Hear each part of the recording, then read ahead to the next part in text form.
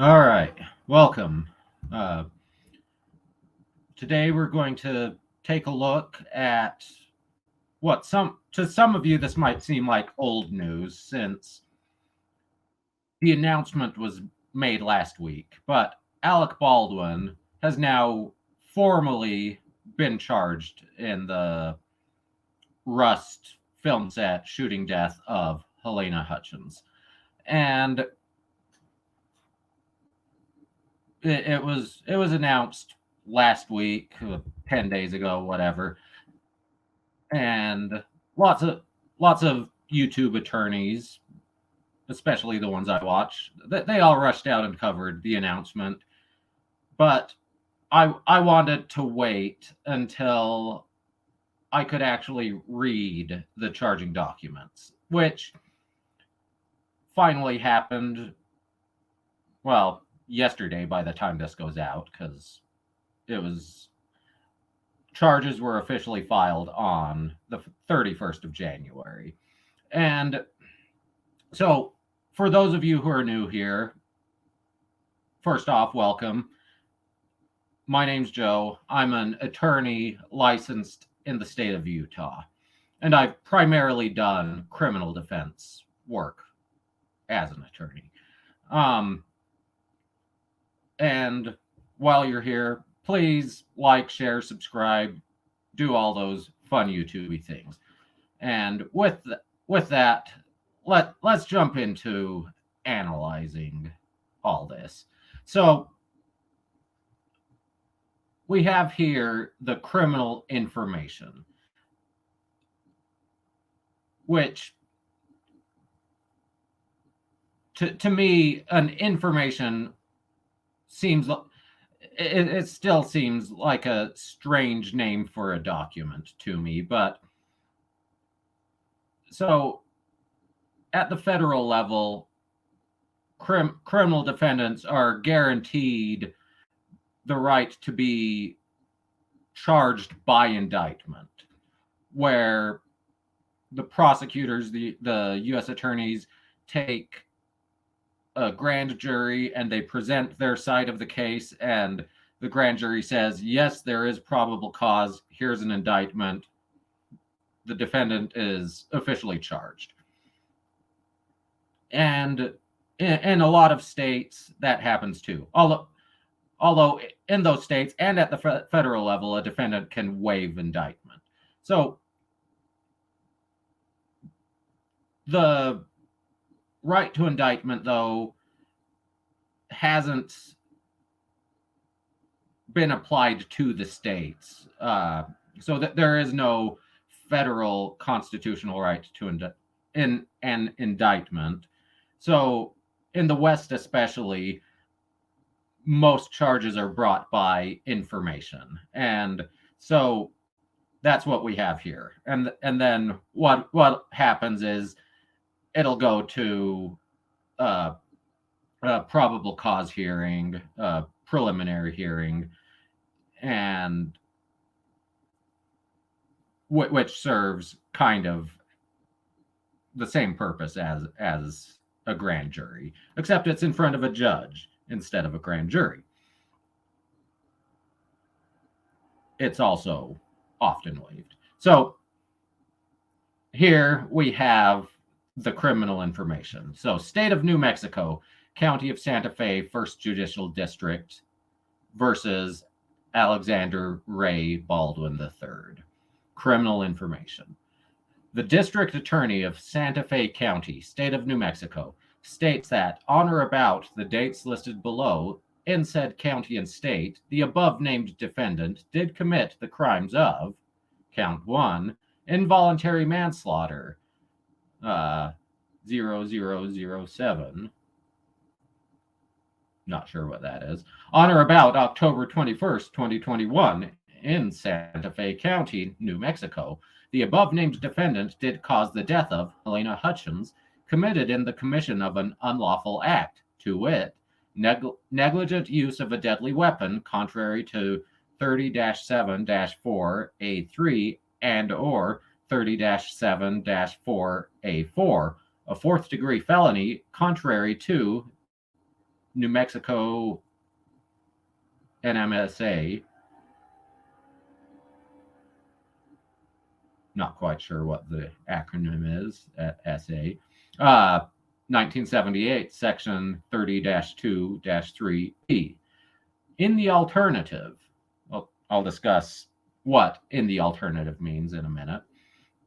Count 1, involuntary manslaughter. On or about October 21st, 2021, in Santa Fe County, New Mexico, the above named defendant did cause the death of Halyna Hutchins, committed in the commission of a lawful act which might produce the death in an unlawful manner or without due caution and circumspection, a fourth-degree felony, contrary to NMSA 1978, section 30-2-3B. This offense shall be enhanced pursuant to the Firearm Enhancement Statute, section 31-18-16, NMSA 1978. The state requests a felony first appearance be scheduled within 30 days of this filing. The state requests a preliminary hearing be scheduled within 60 days of the felony first appearance. The names of the witnesses upon whose testimony this information is based is contained within a witness list filed contemporaneously with this information. And it's signed by Mary Carmack Altwies, the district attorney for the First Judicial District. So, and then at the same time, they charged the armorer for the Rust movie, Hannah Gutierrez, same counts. And then the David Halls, who I believe was the assistant director, has been charged today, although it's my understanding he has already brokered a plea agreement, so he's pleading guilty, and so he is being charged with one count of negligent use of a deadly weapon, unsafe handling, which, spoiler alert, I have a feeling if I were a betting man, Alec Baldwin, before it's all said and done, takes this exact same plea deal, which I believe is 6 months of probation. I'm not a betting man, so I won't put money on it.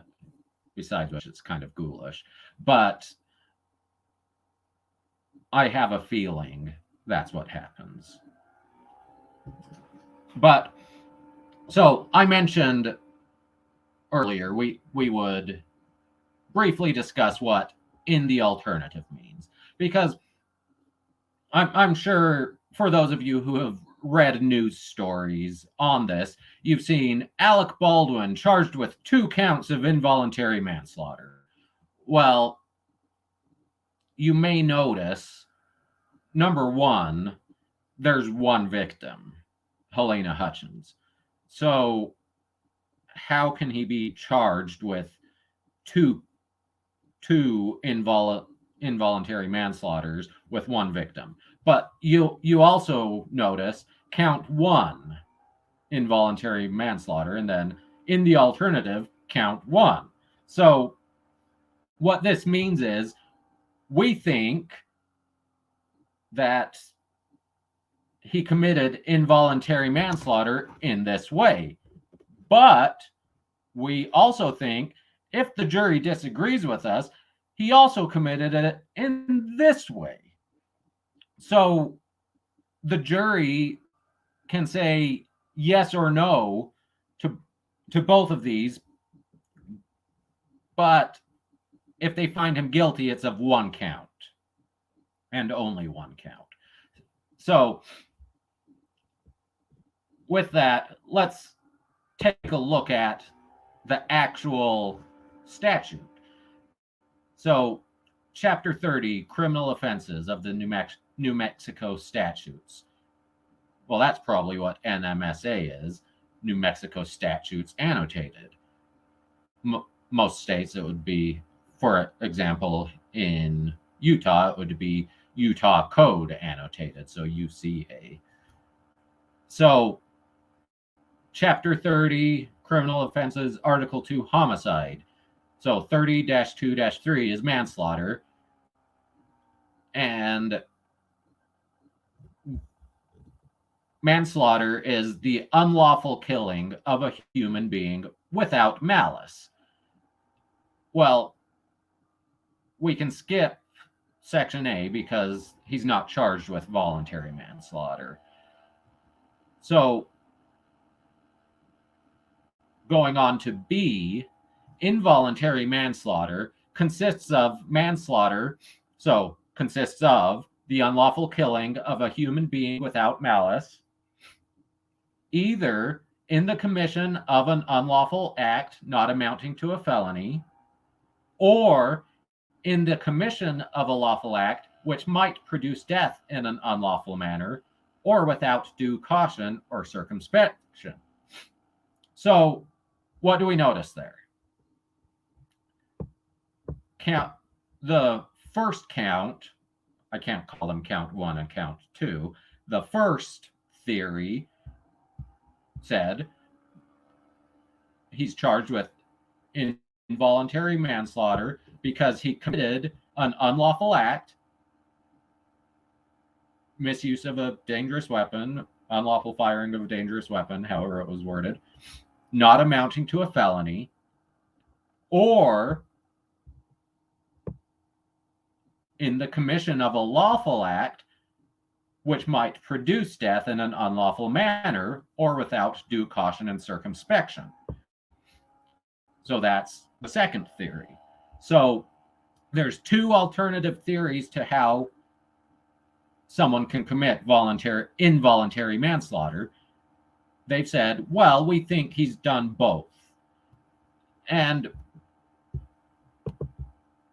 without due caution and circumspection, when we scroll down, we'll see that's basically describing criminal negligence. So, and it says, whoever commits involuntary manslaughter is guilty of a 4th-degree felony. So, if we scroll way down, these are the annotations, basically describing certain situations or certain case law applied to manslaughter. But we need to scroll down to the involuntary manslaughter. And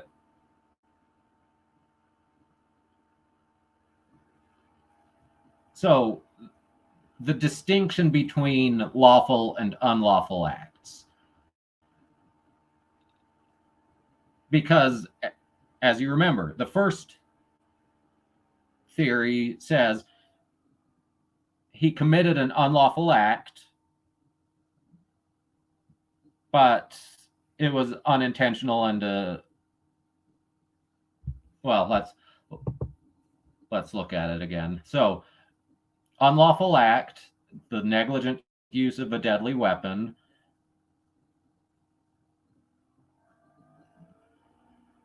caused the death. But then the second is a lawful act, which having a gun is a lawful act in most situations. But the unlawful act, it produced the death in an unlawful manner, which was criminal negligence, basically, without due caution and circumspection. So, first thing you have to do is you've got to distinguish between a lawful and unlawful act. And here it says, in distinguishing between unlawful and lawful acts, the statute applies the language defined by the courts to mean criminal negligence, only to the lawful act portion of the statute.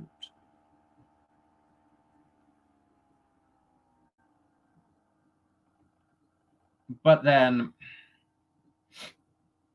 so criminal negligence is required for an involuntary manslaughter by a lawful act.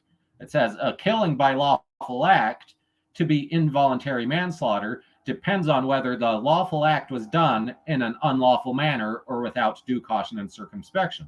The phrase without due caution and circumspection has been held to involve the concept of criminal negligence, which concept includes conduct which is reckless, wanton, or willful.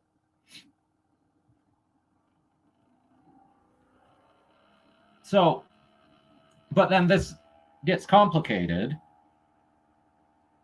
because it says the negligent use of a weapon, a conviction of involuntary manslaughter by negligent use of a weapon requires negligence, which is ordinary, which would presumably mean it doesn't require criminal negligence, just ordinary negligence, the same level of negligence for a tort, a civil action.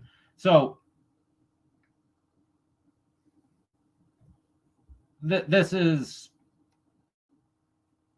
going to be a tricky case, I think. And then I mentioned a minute ago the second theory, the lawful act without due caution and circumspection. They're charging with a weapons enhancement, and which, let's click it. So 31-18-16, they don't specify A, B, or C. But so Section A, though, says when a separate finding of fact by the court or jury shows that a firearm was used in the commission of a non-capital felony, the basic sentence of imprisonment prescribed for the offense in Section 31-18-15 shall be increased by 1 year, and the sentence imposed by this subsection shall be the first year served and shall not be suspended or deferred, provided that when the offender is a serious youthful offender or a youthful offender, the sentence imposed by the subsection may be increased by 1 year. Well, and then B, for the second or subsequent non-capital felony. So that's just out, because as far as we know, this is Alec Baldwin's only felony. And then C, if the case is tried before a jury and if a prima facie case has been established showing that a firearm was used in the commission of the offense, the court shall submit the issue to the jury by special interrogatory. If the case is tried by the court and if a prima facie case has been established showing that a firearm was used, in the commission of the offense, the court shall decide the issue and shall make a separate finding of fact thereon. So this is directed at sentencing only. It's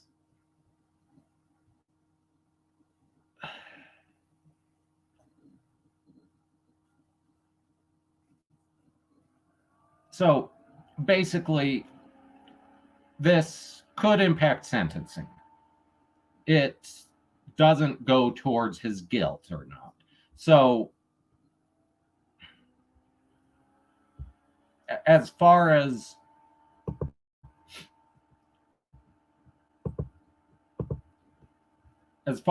this, the negligent use of a weapon being or requiring a showing of ordinary negligence instead of criminal negligence, that doesn't have anything to do with the weapons enhancement. It just goes to guilt, the mens rea. Whereas this just goes to sentencing. As far as I know, like I said, I'm not a New Mexico attorney. This is, I'm guessing, at least a year down the road. So in support of the criminal information, they provided this statement of probable cause. So I haven't read this yet, but I think 20 minutes in is enough time for me to use colorful language based on YouTube's new guidelines or requirements. So I can't remember who exactly coined the phrase, but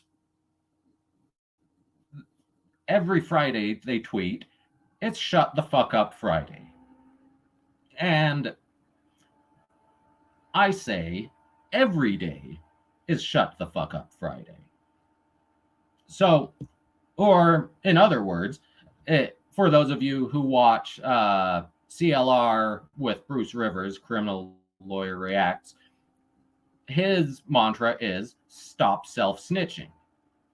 I think that's what he sells on his merch page. Stop self snitching. So, in reading the statement of probable cause, I'm not going to count, but I want you guys, put in the comments how many self snitches are there in this statement of probable cause? Because from my perspective, if Alec Baldwin from the start had kept his mouth shut, he wouldn't be charged today. But he couldn't stop talking. He still hasn't, as far as I know. And that's why he's charged. He's given contradictory statements. He's given inculpatory statements. In spite of that, I still, like I said, I think this is going to be a difficult case. My guess, like I said, is before it's all said and done, he takes the same deal as Mr. Hall, the assistant director. If it goes to trial, without having looked at the statement of probable cause yet, I'm putting it about 50-50 whether he's convicted.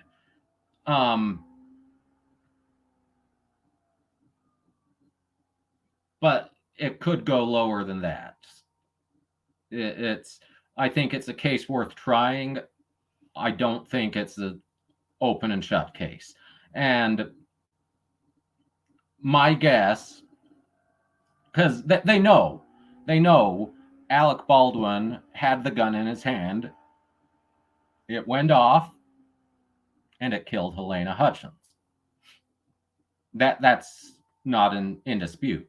How the gun went off is, but also what duty did Alec Baldwin have? So I think if it goes to trial, it's basically going to be a battle of the experts.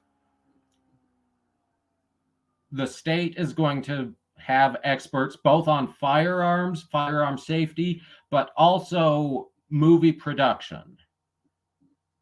And Alec Baldwin will have the same experts testifying from the alternate side.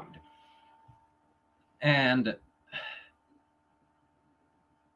it's going to come down to which side has more believable experts. And I have a feeling it's going to be difficult. I don't know in New Mexico if state cases have 8 jurors or if they have 12 or what. I think most states have 12 for felony cases. Here in Utah, it's generally 8. So small state like New Mexico, I could see it being the same. Either way, let's say 12. Frankly, I have a hard time seeing 12 jurors agreeing. So if it goes to trial, when I say 50-50, I think hung jury is the most likely outcome. But let's read the statement of probable cause. So, the background synopsis. On October 21st, 2021, in the county of Santa Fe, state of New Mexico, a shooting involving a handgun revolver firearm occurred that resulted in the death of Halyna Hutchins and the serious injury of Joel Souza. The shooting involved a .45 caliber revolver and occurred on a western movie set located in rural Santa Fe County, referred to and known as Bonanza Creek Ranch, 15 County Road 45, Santa Fe, New Mexico. Bonanza Creek Ranch Road. On this date, being filmed and or rehearsed at this location was a film at the time named referred to as Rust. Through interviews, statements, and evidence, it was learned that defendant Alec Baldwin, hereinafter Baldwin, was the lead actor in the film. Through these interviews, statements, and physical evidence, it was also learned that Baldwin was involved in and named as a primary producer of the film.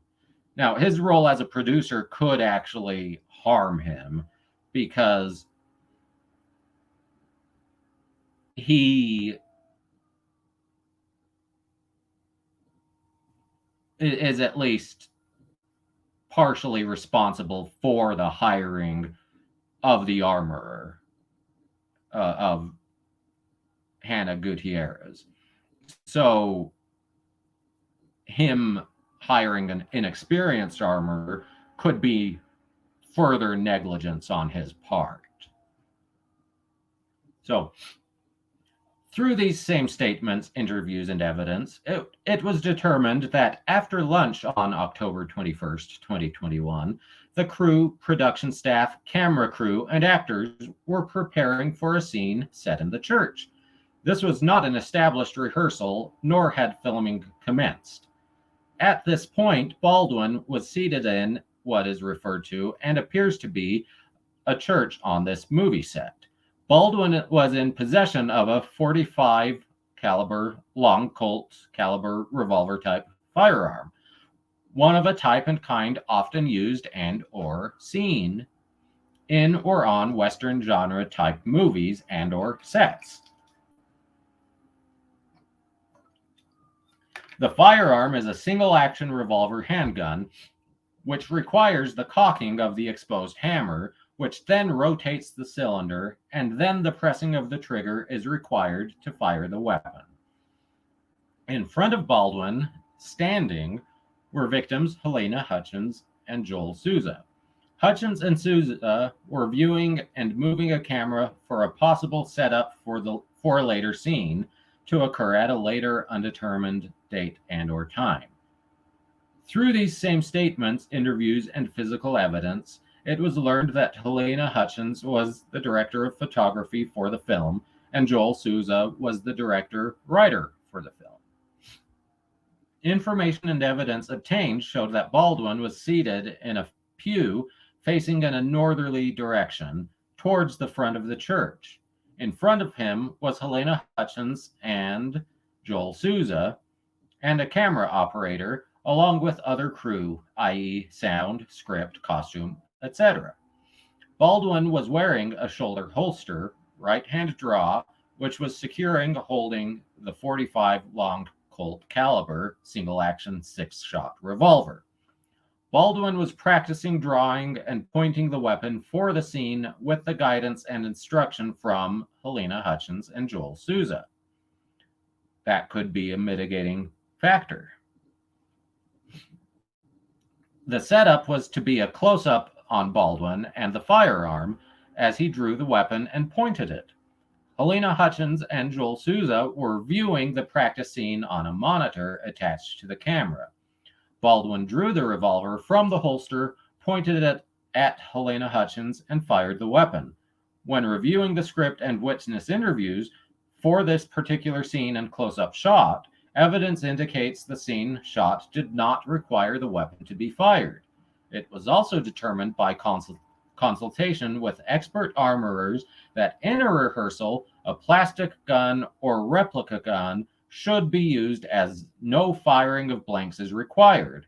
However, Baldwin fired the single-action 45 long Colt revolver, resulting in the discharge of a projectile that struck and traveled through right armpit area of Halyna Hutchins, exited her back from the OMI's official report, the Office of Medical Examiner, then struck Joel Souza in the right shoulder and lodged into his right back. At approximately 1:48 p.m., the shooting was reported to Santa Fe County Regional Emergency Communication Center, RECC, via 911. This resulted in the response of fire, emergency, medical, and Santa Fe County Sheriff's Office personnel. This further resulted in a case number, CAD, incident number being generated, 2021 007 949. Well, that's probably what the 007 was in the charging information.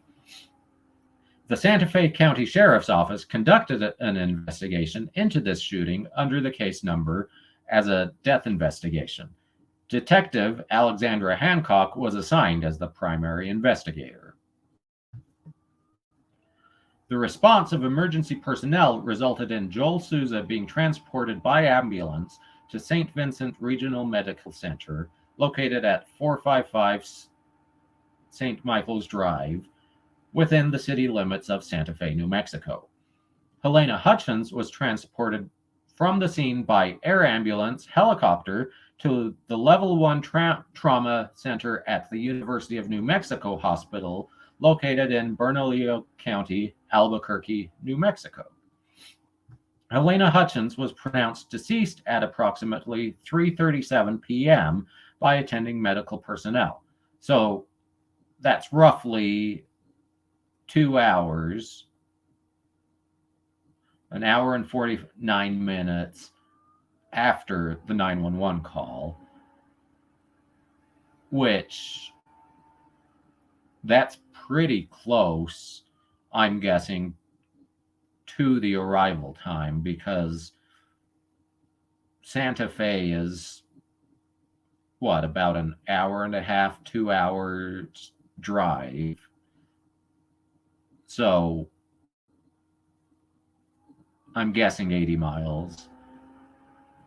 So, well, it might be a little time working on her before she was pronounced dead. Joel Souza was treated and released, but not before a projectile was removed from his back.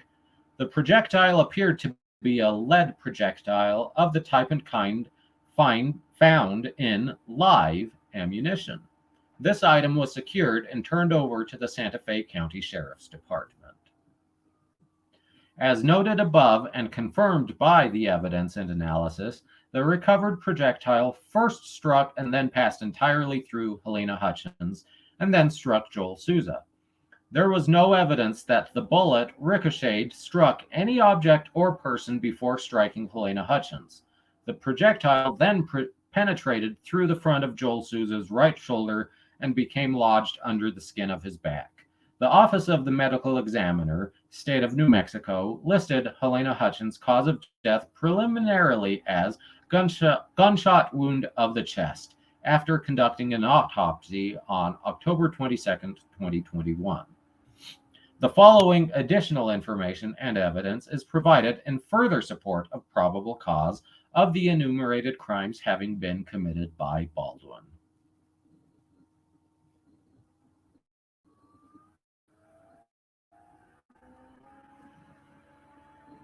Firearm, ammunition, and Baldwin as actor and shooter. Statement and evidence show Baldwin was not present for required firearms training prior to the commencement of filming. That counts against him.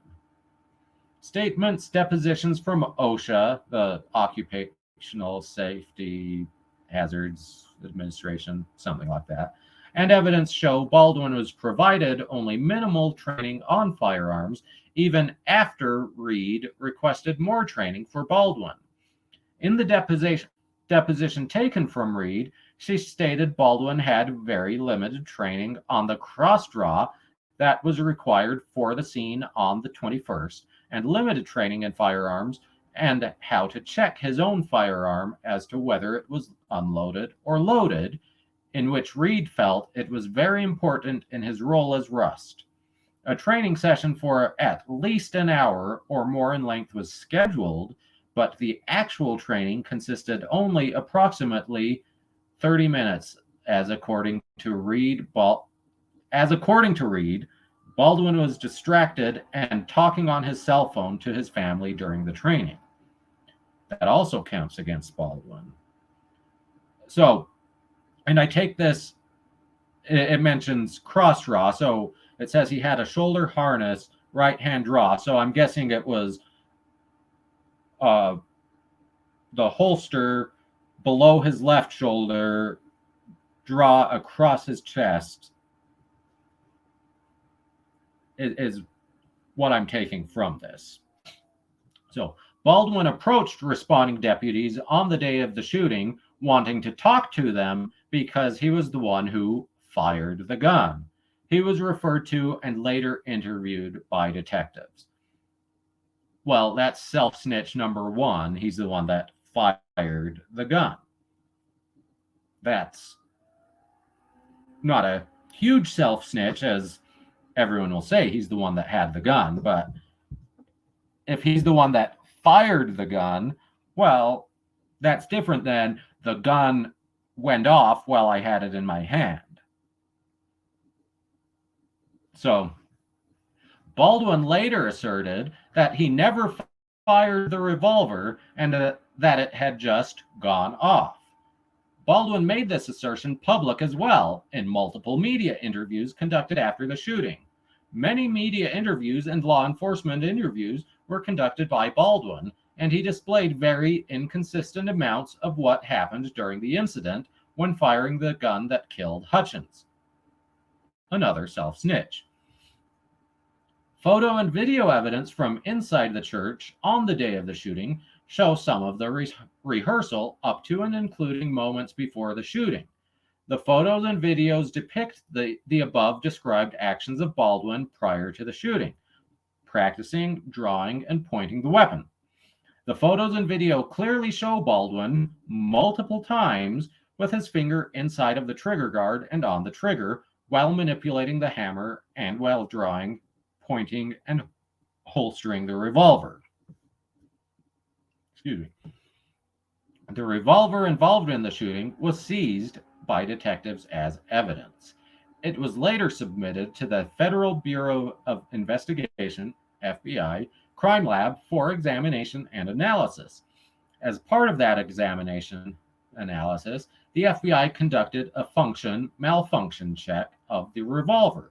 This involved trying to get the weapon to fire without the trigger being depressed, i.e., striking the hammer at various multiple angles against a solid object, and striking the hammer of the revolver with an actual hammer/mallet.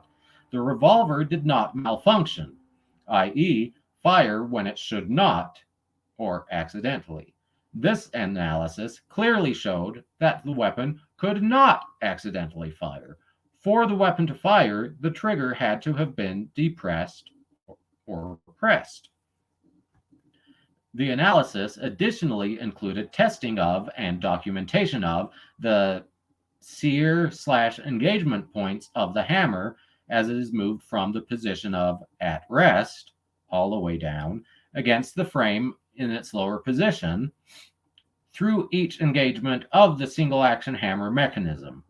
The firearm possessed 1/4 and 1/2 cock position safeties and were found to function as designed, i.e., keeping the hammer from striking a cartridge primer without pulling the trigger.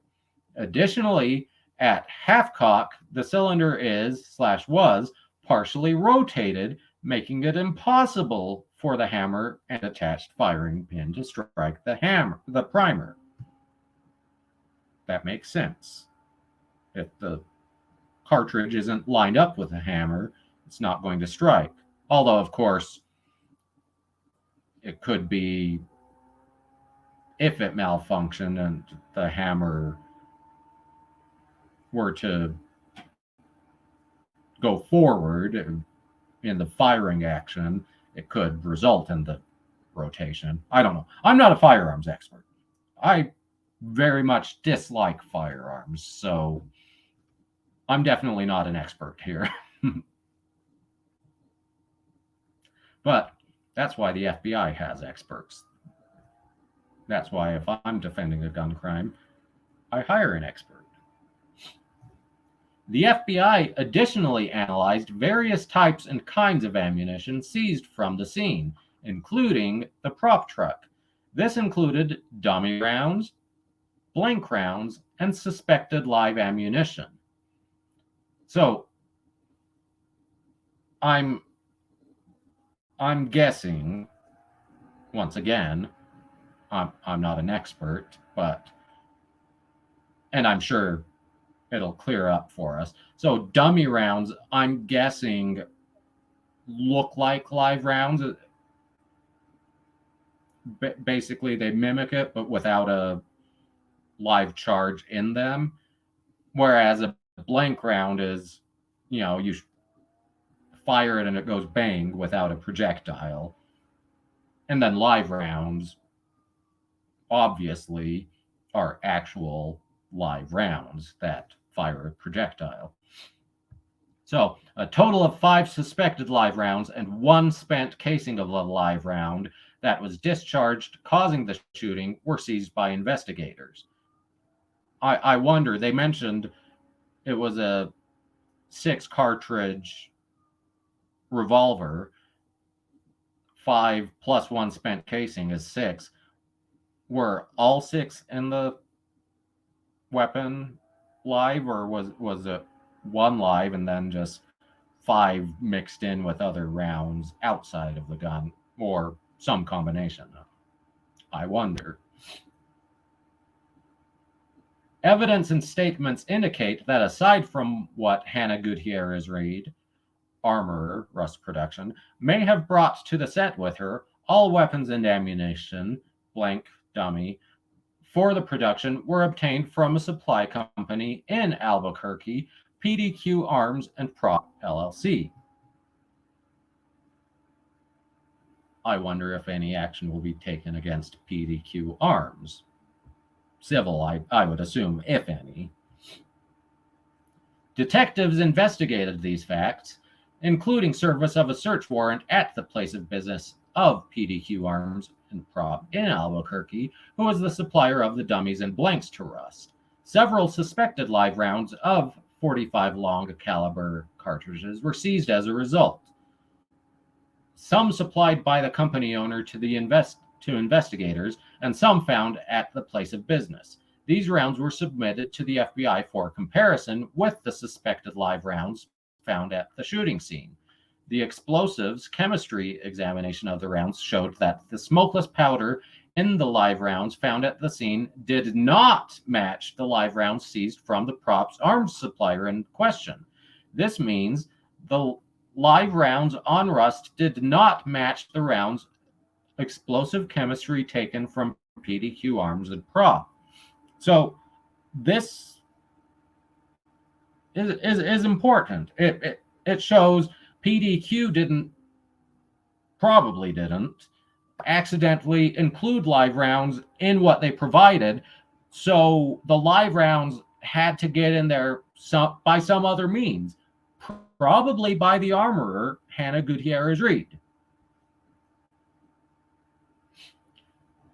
The FBI lab determined that the 5 suspected live rounds recovered at the scene of the shooting were indeed live rounds, each possessing an unfired primer, powder, and bullet as part of the cartridge. These 5 rounds were found by detectives and crime scene technicians while processing the scene.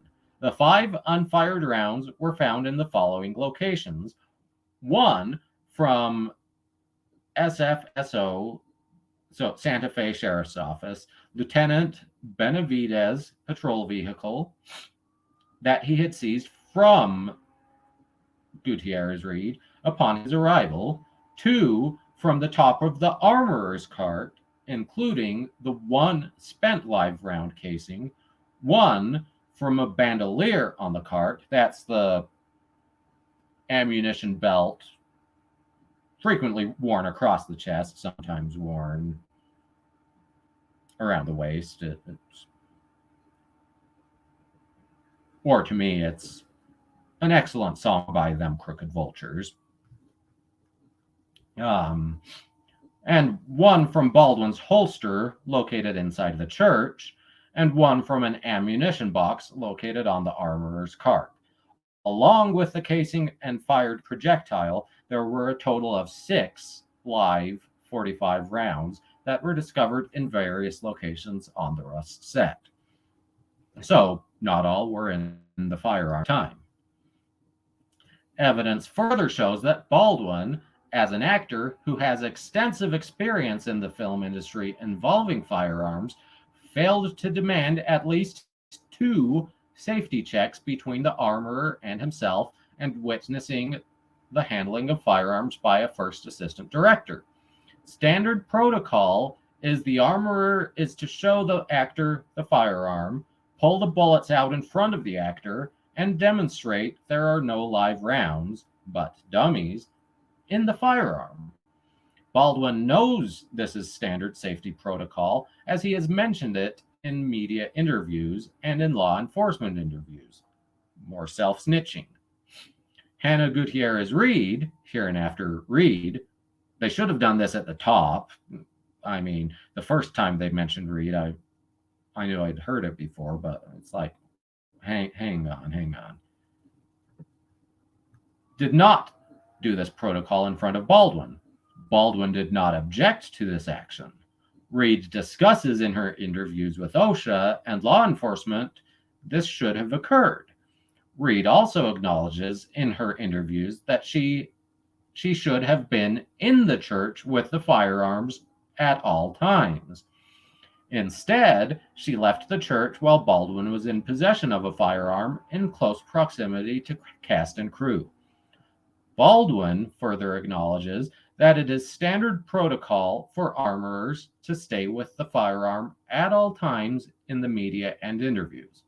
More self-snitching. So, once again, this is industry standards. It's industry safety standards. I guarantee if it goes to trial, the reasonableness of these actions and how it compares to industry guidelines, it's going to come up. Finally, Baldwin directly pointed a firearm at Hutchins and Souza. Whether guided by her directions or not, Baldwin knew the first rule of gun safety is never point a gun at someone you don't intend on shooting. In addition, always assume a gun is loaded. Had Baldwin performed the required safety checks with the armorer, Reed, this tragedy would not have occurred. In addition, if Baldwin had not pointed the gun at Hutchins and Souza, this tragedy would not have occurred. So, like I said, I don't like guns. I own a gun. I have a .22 rifle that I don't know if it even works. I've never owned ammunition for it. I've never fired it. I own it as an heirloom. I inherited it from my opa, who I think he got it from his brother, my Uncle Toy, who I don't know if he was the original owner or if my great grandfather was. Either way, I'm guessing it's at least 50 years old, if not 80 years old. You know, it's old. It's probably never going to be fired again. That being said, though, I have my Boy Scout rifle shooting merit badge. You know, I haven't shot a gun since I was in Boy Scouts, and even the last trip I took for shooting, they had to force me. So part of that rifle shooting merit badge as a Boy Scout. Never point a gun at someone you don't intend to shoot. And always assume it's loaded, just like it said in that paragraph. But that being said, those are the general rules. What are the rules on a film set? That could be important.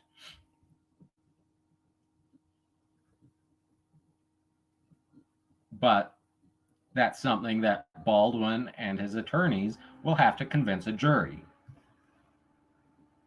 This reckless deviation from known standards and practice and protocol directly caused the fatal shooting. By not receiving the required training on firearms, deviating from the required duties of checking the firearm with the armorer, letting the armorer leave the church against protocol, deviating from the practice of only accepting the firearm from the armorer. I believe he took it from the assistant director, the one who has already taken the plea deal. Not dealing with safety complaints on the set, not making sure the protocol of safety meetings was occurring, putting his finger on the trigger of a real gun, not using a replica firearm for the unscheduled rehearsal, pointing the gun at Hutchins and Souza, and the overall handling of the firearm in a negligent manner, Baldwin acted with willful disregard for the safety of others and in a manner which endangered other people, specifically Hutchins and Souza. Baldwin clearly should have known of the danger of his actions, which led to the death of Hutchins. Baldwin as producer. Remember a few minutes ago I mentioned Baldwin being a producer could be a bad fact for him because the producer is responsible for the set. The producer is responsible for the hiring of the crew. Baldwin, the actor, isn't. Baldwin, the producer, is. So, Baldwin as producer, industry standards, best practices, common practices, historical practices, policies and or procedures, and union-guided policies and or procedures require and or mandate certain members of a filming crew have, assume, or are assigned certain obligations and responsibilities. Industry experts and or armorers were consulted for information and evidence in this industry. Baldwin asserted and is clearly shown to be a producer on this particular film. Based on his position, Baldwin, through acts and or omissions, contributed to or failed to mitigate or address multiple significant safety violations, issues, and or concerns that resulted in multiple noted instances of recklessness leading up to, contributing to, and causing the shooting. Since the shooting, Baldwin has asserted publicly that he is an expert. Ooh, that's a self-snitch. In the realm of firearms and filmmaking.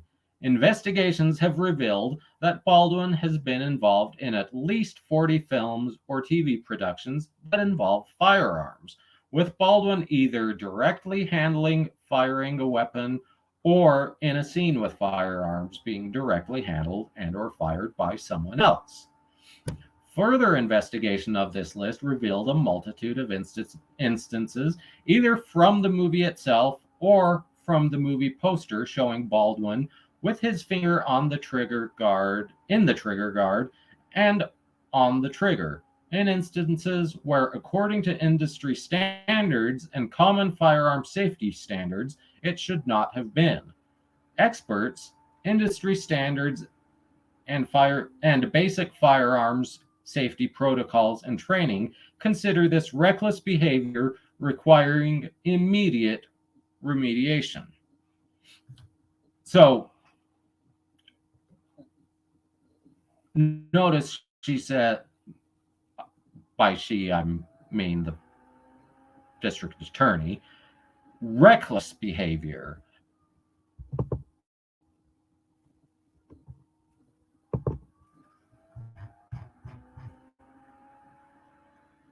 Whereas here we have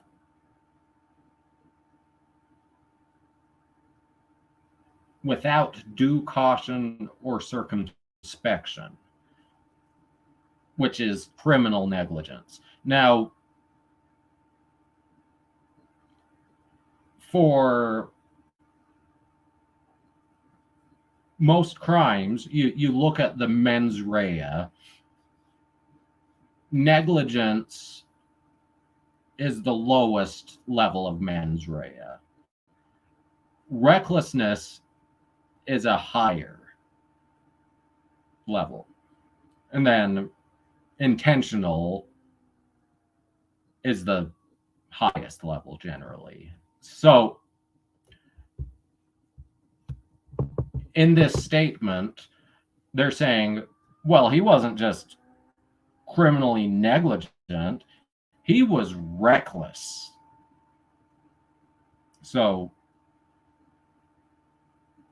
of course, in the words of Emily D. Baker, this is allegations and shade. Baldwin will put up a defense, so he may show that this wasn't reckless. Evidence shows Baldwin failed to appear for mandatory firearms training and firearms safety training prior to filming. Of course, they mention 2 paragraphs prior that he's been in at least 40 productions where either he or a castmate has fired a weapon. So it is his shortcomings in the safety training for this film. Like, if I were on a film, it would be my first time. So obviously, the on-set safety trainings would be especially important for me. But for Baldwin, after 40 times, it's cumulative. So is it actually criminal negligence for him? Maybe. But I don't know. Once again, his lawyers very well could argue he's been through this 40 times.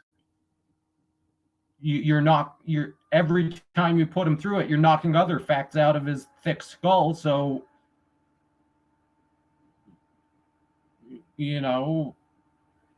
maybe he had this information and you made him forget by putting him through it a 41st time.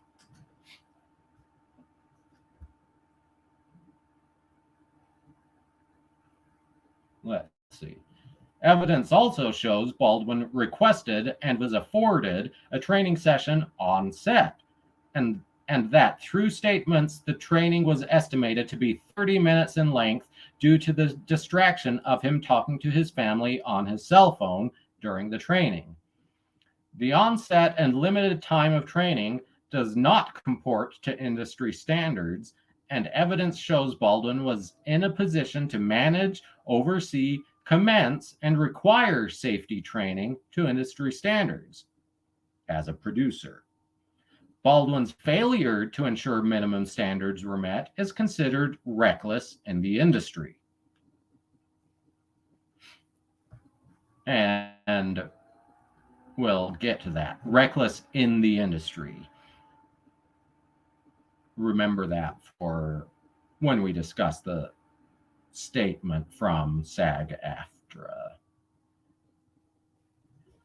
Basic firearms safety protocols and industry standards are provided during this training, which includes basic firearm safety rules and mindset, including but not limited to not touching or pressing the trigger until the shooter is ready to fire and is sure of his or her target, treating all firearms as if they are loaded, and not covering anything with the muzzle of a firearm the shooter is not willing to destroy. So, not covering means don't point at it. The evidence clearly indicates that Baldwin recklessly ignored these rules on multiple occasions, resulting in the fatal shooting. Evidence shows that the production company hired Reed as the lead armorer for the production. Evidence shows that Reed possessed no certification or certifiable training or union card for this practice, and that she admitted she was the armorer for only one film prior to this production, approximately in April of 2021. As the producer of a firearm intense film, evidence shows that Baldwin allowed, through acts or omissions, the hiring of inexperienced and unqualified Reed for this production, failed to mitigate or establish more precautions to protect against Reed's inexperience, or failed to demand the minimum safety standards, protocols, and requirements on set. Reed was assigned by production to be an assistant prop master in addition to her armor duties. Evidence shows that this resulted in Reed not focusing her entire attention on her primary responsibility as armorer. Evidence shows Baldwin violated industry standards and practices by allowing this reckless and generally prohibited practice, resulting in reckless actions taking place prior to and on the day of the shooting. Evidence shows that Sarah Zachary was hired as the prop master for the production. It also shows that she was assigned to assist Reed with her armoring duties. Evidence and statements show that Sarah Zachary possessed little to no experience with firearms, firearm safety, armorer duties, and responsibilities, etc. It also shows that Sarah Zachary was allowed to load and unload ammunition in firearms, handle firearms, and act as an armorer when on set with actors, doubles taking possession of the firearms. Evidence shows this was done multiple times and without Reed being on the set as well. Evidence shows that despite the production team's awareness of the safety issues, Baldwin did not address this reckless procedure that is contrary to industry standards and safety protocols and commonly understood firearms safety procedures. Prior to the shooting incident, Sarah Zachary had a negligent discharge while handling a revolver intended to be used by an actor in the filming. This weapon was not Baldwin's weapon, but had same mechanical function and appearance, single action revolver, and was intended for use by the marshals. Statements show that Sarah Zachary was holding and manipulating the weapon while walking, and she discharged a blank cartridge into the ground next to her foot.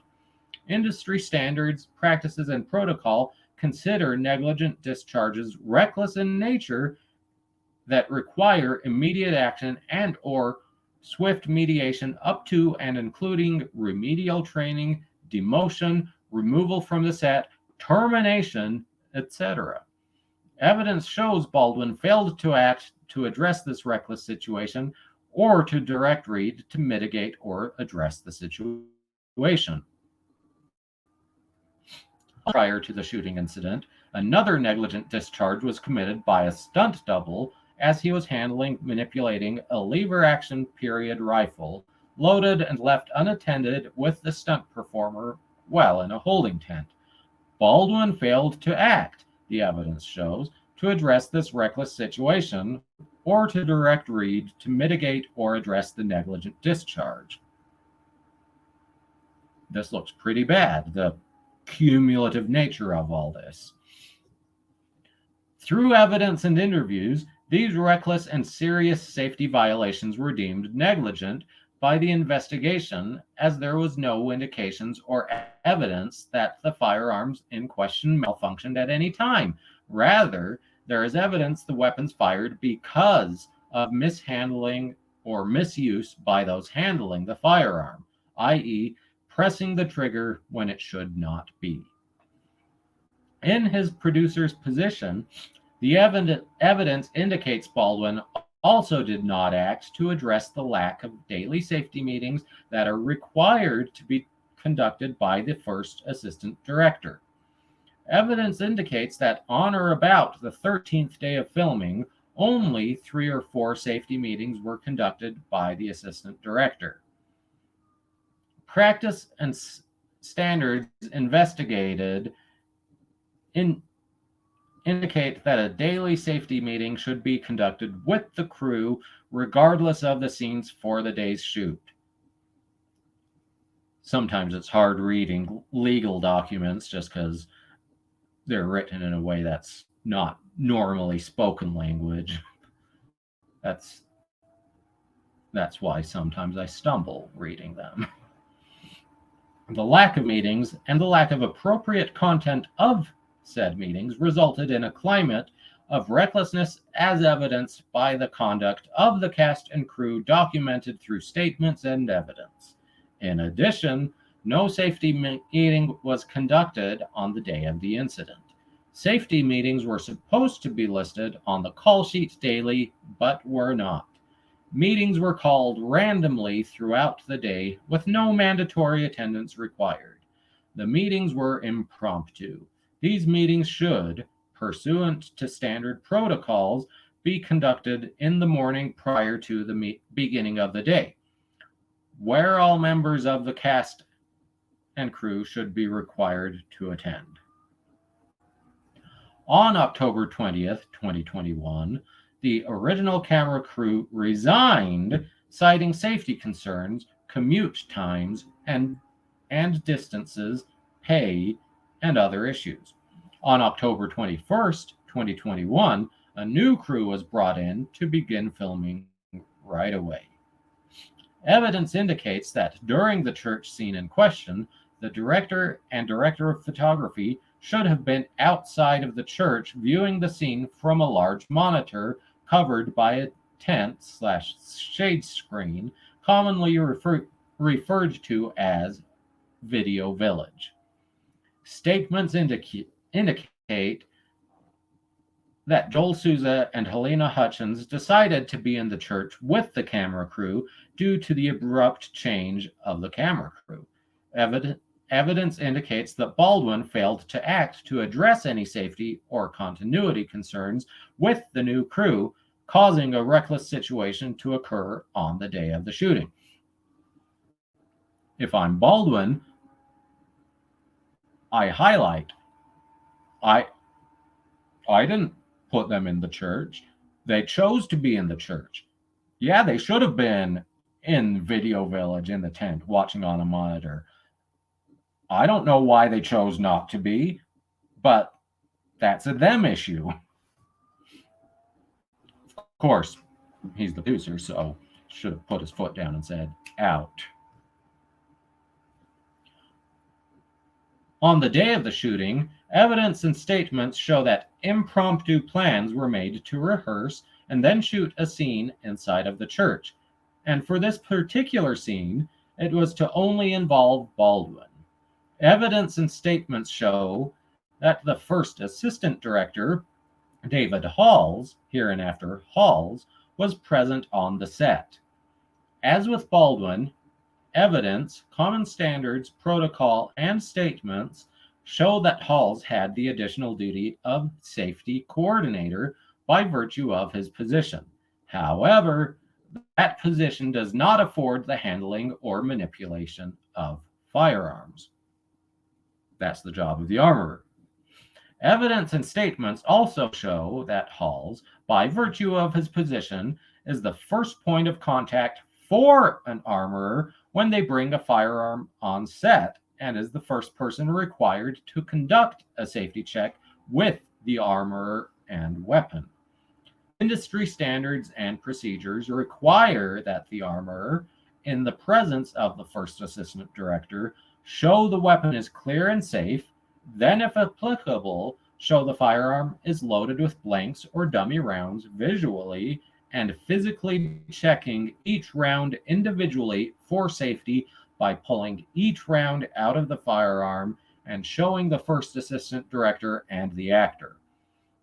The first assistant director then follows the cue of the armorer, calling cold or hot weapon on set, then broadcasting that statement across the radio, which notifies all cast and crew. Evidence clearly shows this did not occur on the day of the shooting, at least 2 times. Baldwin failed to address these reckless incidents and deviations from industry standards and firearms safety rules, directly contributing to the fatal shooting. Halls did not adequately check the firearm with Reed prior to handing it to Baldwin, who additionally did not check it with the armorer Reed. Halls is further required to announce to crew when a firearm will be fired in the scene, i.e., announce fire in the hole or other common phrase to put the crew on notice for shooting, loud noise, hearing protections, etc. The evidence and statements show that this requirement did not meet safety and industry standards, and further shows that Baldwin failed to address and or mitigate this reckless and dangerous practice. Halls, again, by virtue of his position and industry standards and practices, is prohibited and or strictly discouraged from handling any of the firearms on a set. As such, industry standards, policies, and practices call for the armorer to be on set and to stay at onset anytime a firearm is on set. This practice and standard were not conducted on the day of the shooting and was allowed by Baldwin. Prior to lunch, statements and evidence show that Halls requested Baldwin's firearm be prepped and brought to the set by the armorer Reed. Reed states, self-snitching, that she loaded the firearm with dummy rounds prior to lunch, so she didn't perform a second safety check on her own or with Halls and the firearm, just showing him the barrel and not removing the bullets to show the firearm was safe. And then Halls took possession of the firearm from Reed. Reed departed the church. Halls provided Baldwin with the firearm so he could rehearse practice with the weapon.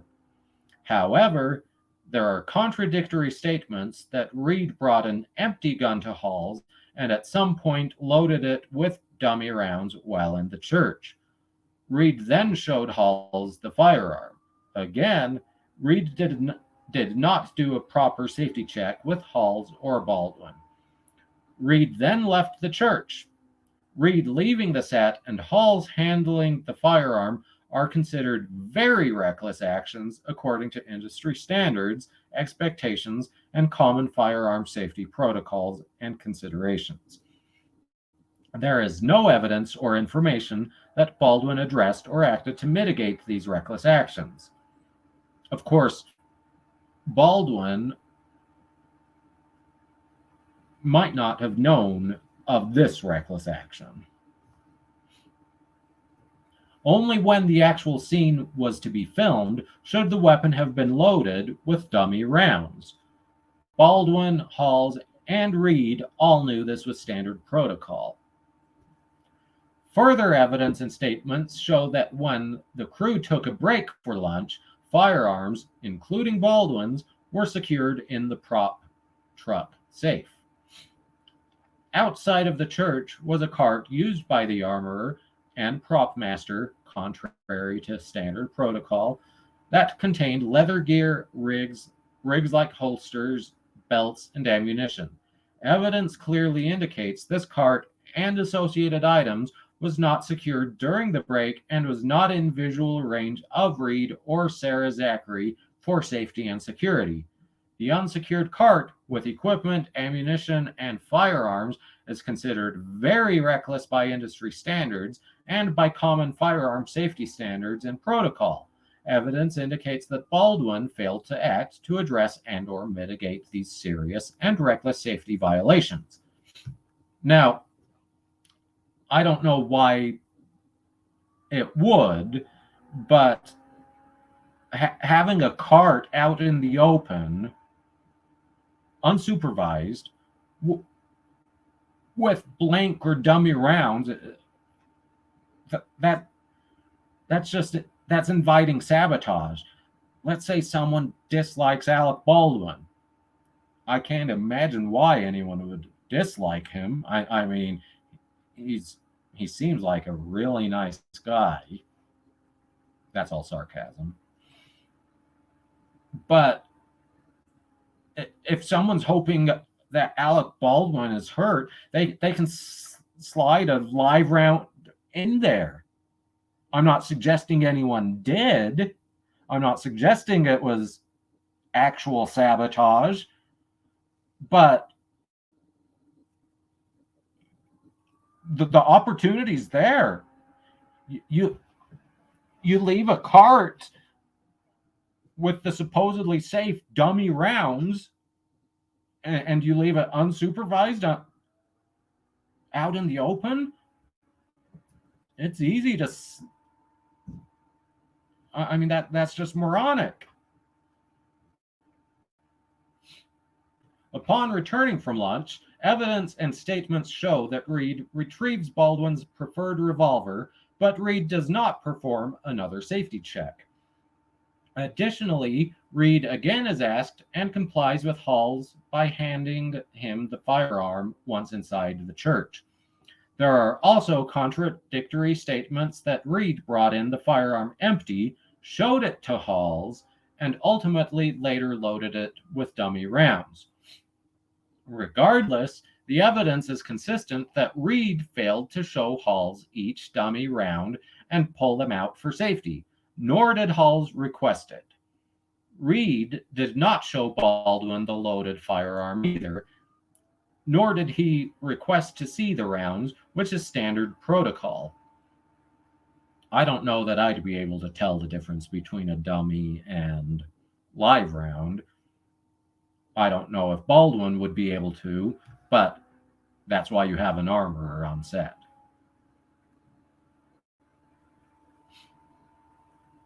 Reed left the church. Evidence and statements also indicated that an after-lunch safety check of the firearm to industry standards between Reed and Halls did not occur.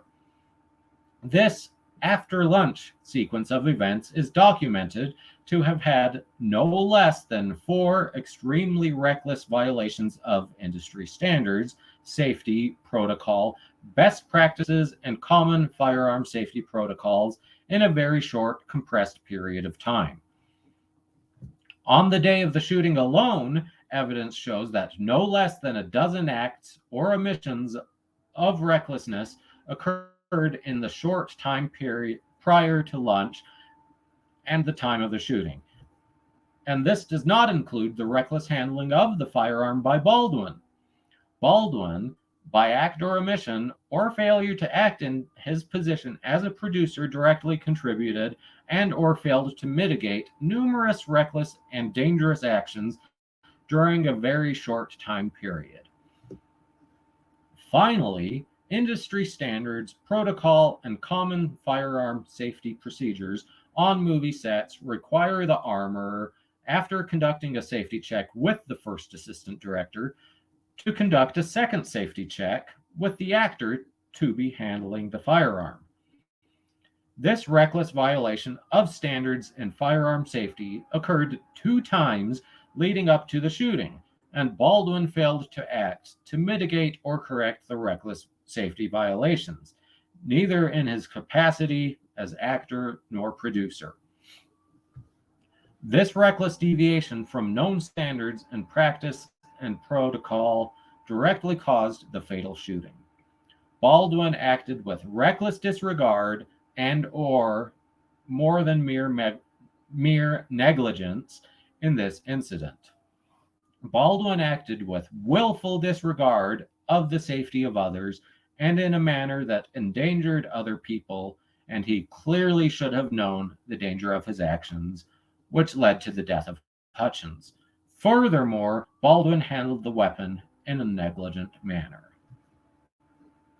Evidence exists to clearly show that on October 21st, 2021, Halyna Hutchins was killed when Baldwin fired a firearm that he pointed at her. The evidence and statements documented in this affidavit confirm many instances of extremely reckless acts or reckless failures to act by Baldwin in a 10-day period. Evidence clearly shows that none of the incidents or issues were addressed by Baldwin in his position as actor or producer to mitigate future occurrences of recklessness, correct reckless behavior, or correct training deficiencies. Baldwin's deviation from known standards, practice, and protocol directly caused the fatal death of Hutchins. Directly caused the fatal death of Hutchins. I think most deaths are fatal. I have a feeling that was meant to be that directly caused the fatal shooting of Hutchins. By not receiving the required training on firearms, not checking the firearm with the armorer, letting the armorer leave the firearm in the church without being present, deviating from the practice of only accepting the firearm from the armorer, not dealing with the safety complaints on set, and or making sure safety meetings were held, putting his finger on the trigger of a real firearm when a replica or rubber gun should have been used, pointing the firearm at Hutchins and Souza, and the overall handling of the firearm in a negligent manner, Baldwin acted with willful disregard for the safety of others and in a manner which endangered other people, specifically Hutchins and Souza. Baldwin clearly should have known the danger of his actions which led to the death of Hutchins. Probable cause exists that Baldwin committed involuntary manslaughter contrary to and defined in NMSA 30-2-3 manslaughter, in the commission of a lawful act which might produce death in an unlawful manner or without due caution and circumspection, or during the unlawful act not amounting to a felony, to wit, negligent use of a firearm. Signed by Robert Schilling, Special Investigator, 1st Judicial District Attorney's Office. And it looks like the defense attorney will be Luke Nikas or Nikas.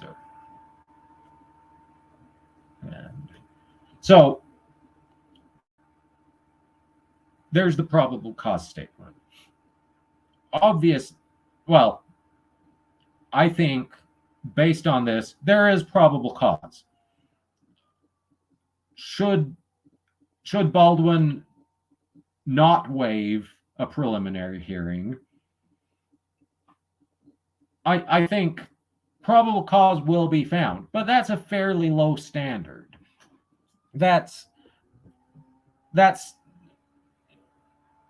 you look, civil cases are preponderance. It's more likely to have happened than not. So any amount above 50%. Probable cause is a lower standard than that. So this is enough. I don't know, like I said, that this brings a conviction. If it goes to trial, my money is on a hung jury. And I mentioned earlier both that that other YouTube lawyers had covered this extensively when the charges were announced, but before we saw the statement of probable cause and the criminal information. So one of them I watched. I I think I watched Emily Baker. I think I watched Legal Bites. I could be wrong, but I know I watched Law and Lumber. So this was on Friday Night Frenzy, I think a week and a half ago. And so Rob, Law and Lumber, had Law Talk with Mike, Kurt from Uncivil Law, and Ian Runkle from Runkle of the Bailey discussing it. And so Runkle is the firearms expert of YouTube lawyers. So it's worth watching his analysis, both on his channel and on Law and Lumber discussing it. But they took a look at this statement from SAG-AFTRA, the actors union, and they took issue with it. I don't. And a big part of why I don't is just comes from what we read in the statement of probable cause. How many times did we see them mention this is reckless according to industry standards? SAG-AFTRA is an industry player, so it's going to come down to the battle of the experts. So let's read SAG's statement. Every time I see SAG, I think of Team America. Instead of Screen Actors Guild, I think Film Actors Guild, which is a little naughty of me, but I'm immature. So, the death of Halyna Hutchins is a tragedy, and all the more so because of its preventable nature.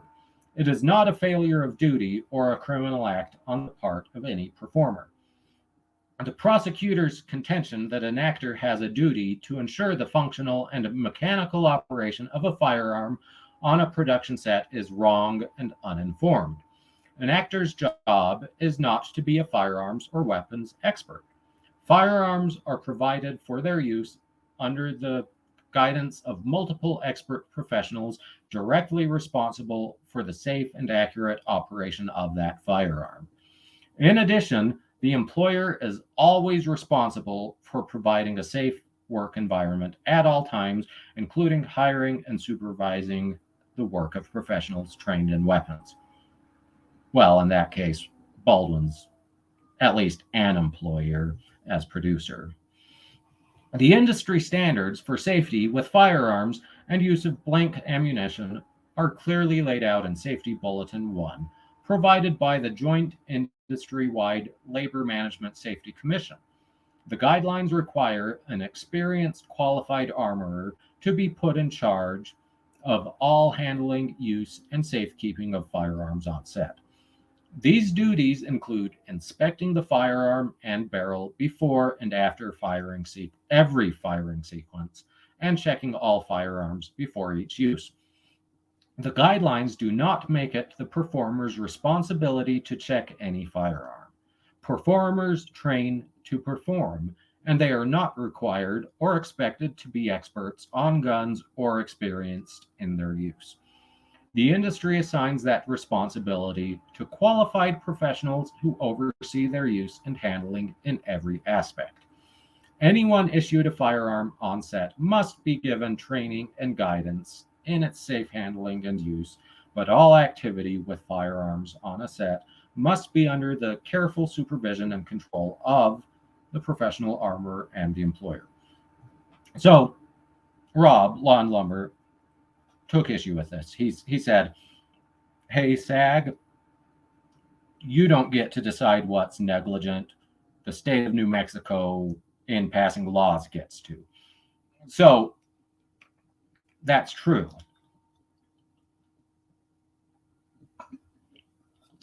But the jury will have to look, was Alec Baldwin negligent according to industry standards? Because if I'm playing with a gun out in my backyard the standard for negligence is different than if I'm handed a gun on a film set and told, yeah, it's unloaded. So the industry standards are important. They absolutely go to showing the level of care that's expected on a film set. And that Halyna Hutchins, the victim, was aware of on a film set, that Joel Souza, the other victim who happily survived, was aware of on the film set. And so you have to look at the incident as a whole. And I think Baldwin is he's going to have good experts on his side. Will they win the case for him? I don't know. My crystal ball is still in the shop, so I just don't know.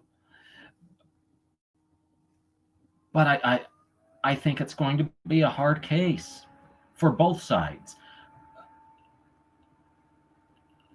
But you look,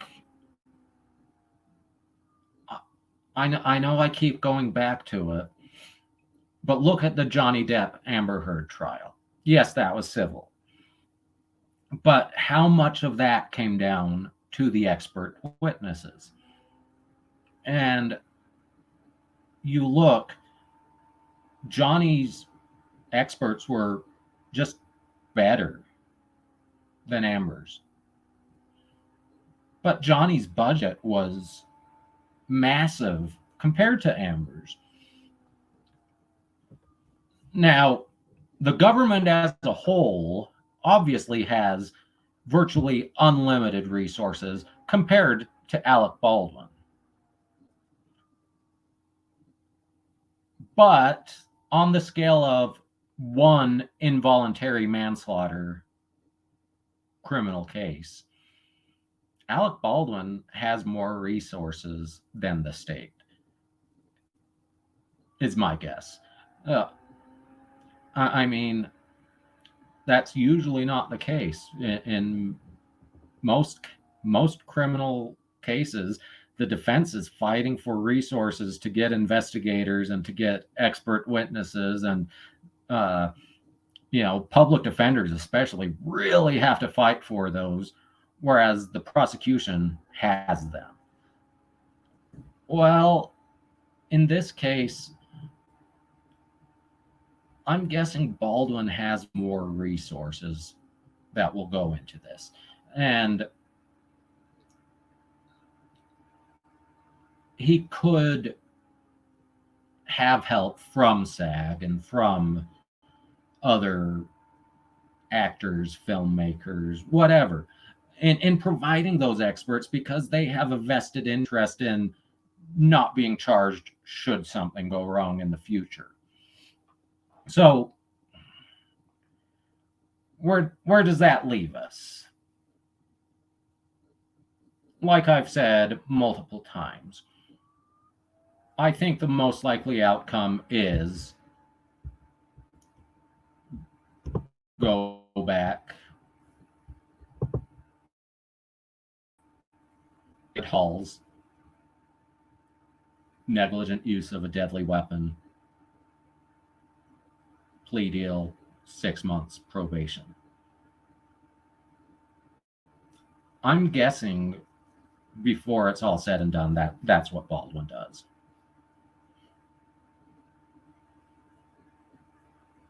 He has a vested interest in staying out of jail.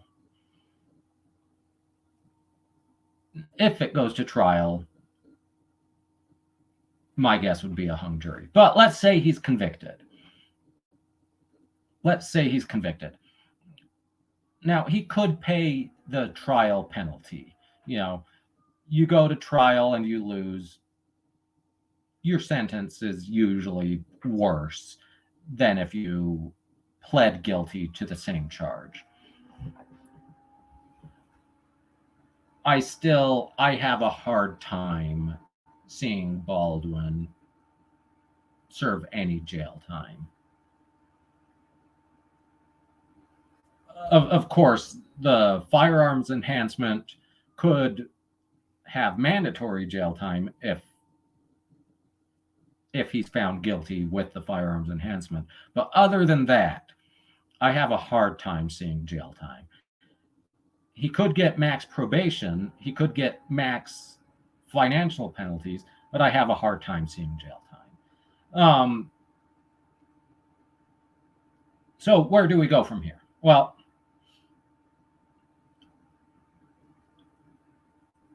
we are in the year 2023.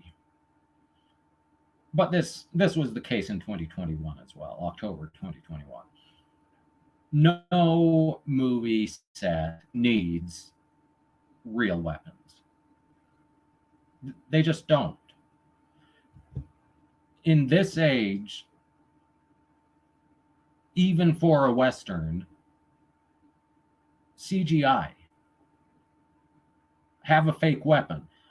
I mean, have squibs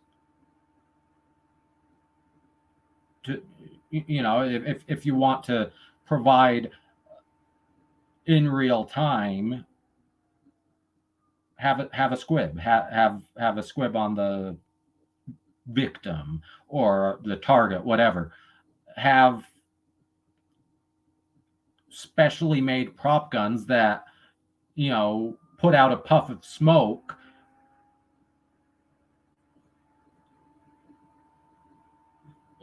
or just add it all with CGI.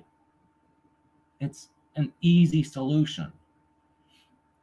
And frankly, it's safer than risking another Halyna Hutchins or Brandon Lee or whatever.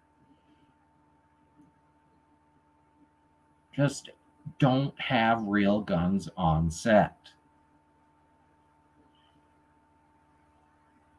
Easy as that. So, with that, I think I'm tired of talking. So, gonna leave you guys here. I'll follow the case as it goes on. If it goes to trial,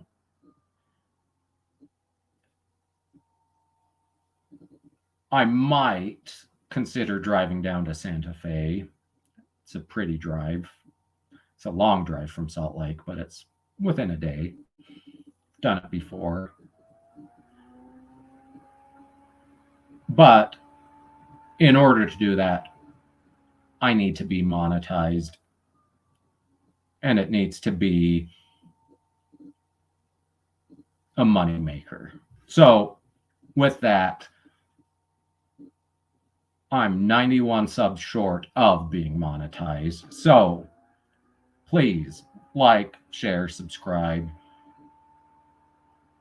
do all those fun things.